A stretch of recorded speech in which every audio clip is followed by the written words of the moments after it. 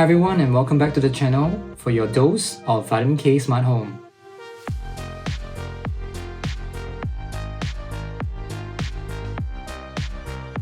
And so in this video, I'd like to showcase what I do with my latest smart plug, which is the Meross MSS210 smart Wi-Fi plug. I've taken one of them out from my fan heater, but you'll watch in the video later on some of the clips on how I use it, how I activate it, and I use Siri to turn it on and off. Simple look at it. The design is pretty simple, so it looks like this. Has got a little bit of a button switch here, and of course your 3-prong switch. Now if you are from another country watching this, of course Meross built the different prongs for the UK, the US, etc., EU markets as well. So if you're keen, I put some links below my video for you to access the Amazon store. If you'd like to support, I would get some affiliate marketing commission from it if you would like to support my fledgling YouTube channel.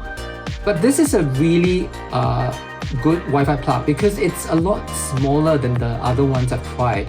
So in my introductory video, I mentioned that I've got the Eve Energy Smart Plug as well as the Signet Home Smart Plug. Those two have a larger form factor than this Meross one. Though that being said, the Meross one's a little bit thicker than the other two, but I don't really mind it. The key issue with them being very wide is that if I've got two sockets side by side and I want to put two smart plugs next to each other, it can be a bit difficult. Now, there's a way to get around it, but you'll see in my video how I have put some splitters in place to kind of like space them out. Now, those splitters may not work as well if I have something that was wider. So, pretty good product, and you'll see in the video how I use it.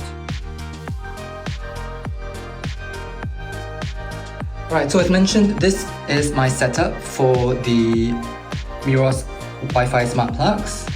Very easy to turn them on and off right now, and even though it has a slightly smaller form factor than my Eve Energy and my Signet Smart Plug, I still need to do a little bit of a daisy chain setup here.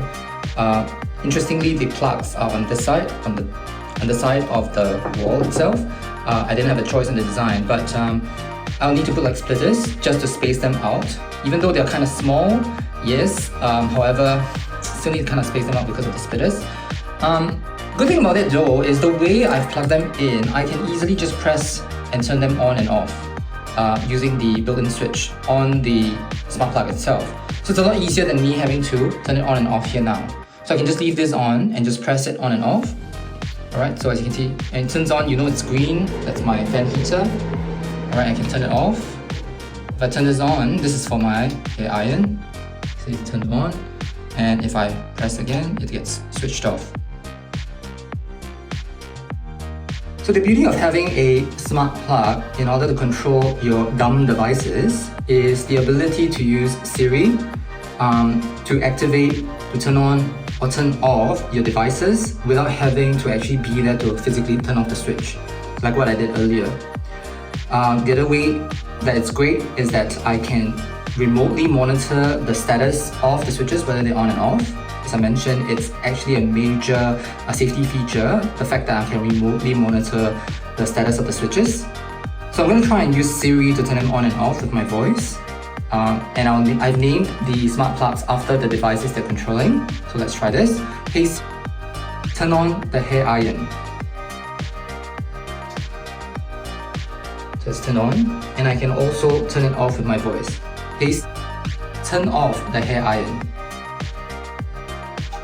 It switches off as well. Another thing that I can do for my fan heater as well, so I can do, hey, turn on the toilet heater. There you go, switches on. Hey, turn off the toilet heater. Switches off. There you go. Alright, very easy automation, very easy to set up using your HomeKit codes. Set it up within your HomeKit app. I will show you in the clip later on how easy it is to do that. So the beauty of those Meross smart Wi-Fi plugs is the fact that you don't need a hub for it to connect with the HomeKit ecosystem on Apple. And simply, you just need to press the plus button, press Add Accessory, and scan the HomeKit setup code immediately, the code that's on the side of the plug, which I was not showing in the previous clip. And it will just connect wirelessly with your Wi-Fi network and show up in the home app itself. The other thing that I really like about these updates in iOS 16 and hopefully in iOS 17 there's some more updates is the fact that the switches themselves have little icons that you can actually update and change accordingly. Unfortunately, at the moment, there are no customizable icons for different objects in the house that can be connected to your smart plug. So for example, some people may use the smart plug and connect them to a fan, to a coffee machine. In my case, I connect it to a hairdryer, I connect it to a hair iron. There's no such thing for a hair iron or hairdryer. They do have a fan though, like I said. I have one of those Signet and Eve Energy smart plugs that are connected to a fan itself. I do have another Eve Energy smart plug that's actually connected to a dehumidifier and I can't find an icon for that. So that's all you have right now. But if you put it as a power plug, well, I'll count my blessings. The fact that we can actually choose the region where we're in. In the past, there was no such ability to do that, but they've changed it in iOS 16 for us to be able to change the plug to reflect the region we're in. So in this case, I've got that sad face plug in Australia. I would call it the sad face plug because it really looks like a sad face. And of course, if you're in a different region of the world, you can change that to reflect the kind of plug that you have in your region. And so you can change that as a light, as a fan, as a power point. Now, if it's a light, it'll probably be one of those on and off dumb lights that you have, the typical lamps at the side of the house. I do have a few smart plugs that do that as well. And the ease of switching on and off just by swiping your finger across.